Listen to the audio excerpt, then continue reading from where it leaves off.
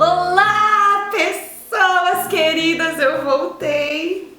Não vou me mexer muito, daqui a pouco eu explico porquê. Eu tava com muita saudade de gravar esses vídeos. Oi, Phoebe! Neném, nós voltamos.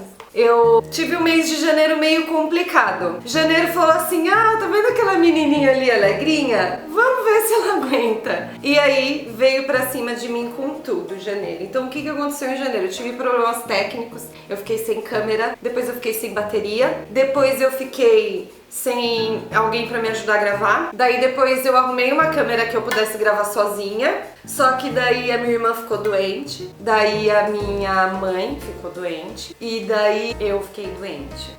Minha mãe não aprova esse vídeo muito provavelmente, mas eu preciso falar porque a ideia desse canal é a gente ser honesto, né? Então vamos ser honestos. O que aconteceu comigo? Eu tive hemorroidas.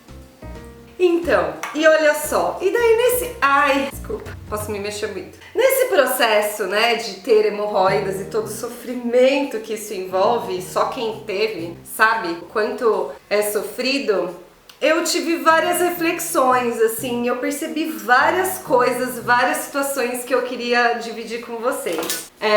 Você vai ficar com o rabo na frente, tudo bem que o assunto é esse, mas a gente não precisa mostrar, tá, Phoebe? A gente só fala. O que acontece? Ter hemorroidas é um assunto delicado, é meio constrangedor.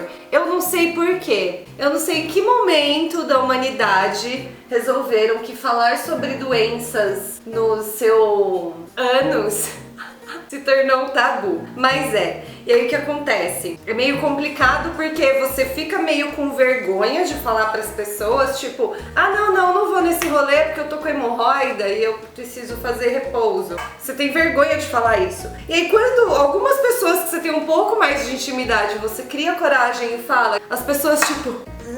Porque não é muito comum, né, você falar do seu ânus, vamos usar, fiofó, e as pessoas meio que se espantam assim, tipo, nossa, então tá, então beleza, então quando você estiver melhor a gente fala, e as pessoas já tipo meio... Sai de perto de mim, entendeu? Não vamos falar sobre isso, eu me sinto constrangido de falar sobre isso e não sei o que. E aí eu percebi um enorme preconceito, tanto da minha parte, né, de me sentir confortável de falar, porra, crush, hoje não vai dar pra gente tomar uma cerveja porque eu tô aqui deitada de bruxa, a situação tá difícil, tá complicada, tá tenso. E aí eu fiquei pensando e falei assim, mas que bobeirinha isso aí, não é mesmo? Porque, o fiofó é uma coisa que todo mundo tem. Todo mundo tem, todas as pessoas do mundo têm. E às vezes dá um enrosco ali, dá um negocinho e fica meio... Você fica mal. Você precisa tomar remédio, você precisa passar pomada, você precisa fazer repouso. Em alguns casos as pessoas fazem até cirurgias e tudo mais. Então é só uma parte do corpo que tá doente que você precisa tratar e que enquanto você trata você tem algumas restrições, né? Eu fiquei pensando quanto que as pessoas, que nós, né, de modo geral, temos preconceito, que é muito parecido quando, por exemplo, você tem uma depressão. Você tem vergonha de falar para as pessoas, você tem medo de que as pessoas te olhem diferente quando você fala que você tá com depressão, que você tá tomando medicação, que você tá fazendo tratamento e que de repente você não se sente muito confortável em lugares muito cheios ou que você não se sente confortável em ficar sozinho, então você quer que as pessoas fiquem com você e tudo mais. E o quanto a gente quer fingir que isso não existe, né? Porque é muito comum assim, tipo, então eu tô com depressão, tô fazendo tratamento pra depressão e tal, daí a pessoa fala, poxa, que pena, então...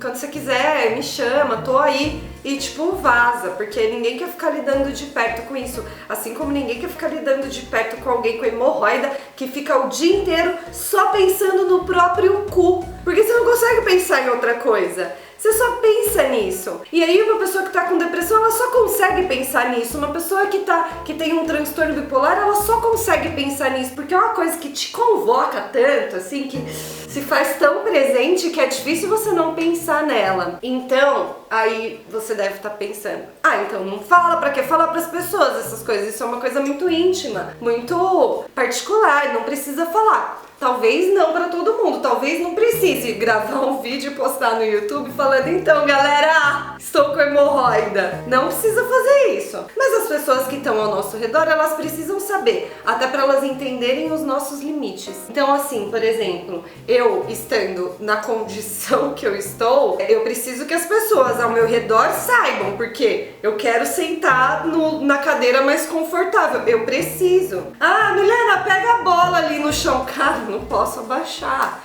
Entendeu? Ah, o gato correu ali, tá na chuva. Corre pegar o gato na chuva. Então, correr é uma coisa que não vai dar também.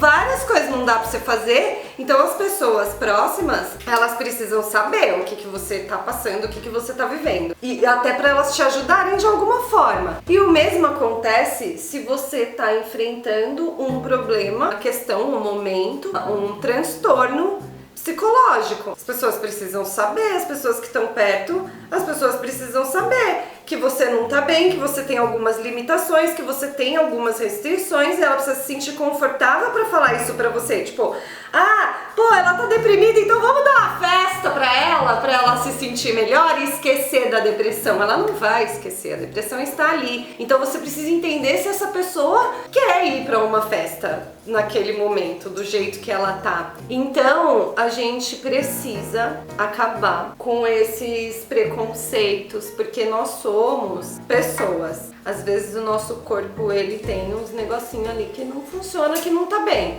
Às vezes, emocionalmente a gente não tá bem. Às vezes, financeiramente a gente não tá bem. Às vezes acontece tudo junto, que foi o meu mês de janeiro. E aí, assim, se eu não puder falar pras pessoas, sabe? Tipo, querido amigo, não pensa que eu não gosto mais de você, que eu não quero a sua companhia. Eu só não tô bem, eu tô com hemorroida. Eu não posso sentar num bar com você e ficar 4 horas batendo papo sorrindo, porque eu não consigo ficar sentada. Dói, né? Seria tão mais fácil se a gente pudesse constituir relações à nossa volta em que a gente pudesse falar abertamente os nossos desconfortos e as pessoas respeitassem e compreendessem e não se sentissem envergonhadas, né? Porque as pessoas, tipo, todo mundo que eu falei, viu, então, porra, tô com uma hemorroida aí, tô passando um momento meio delicado.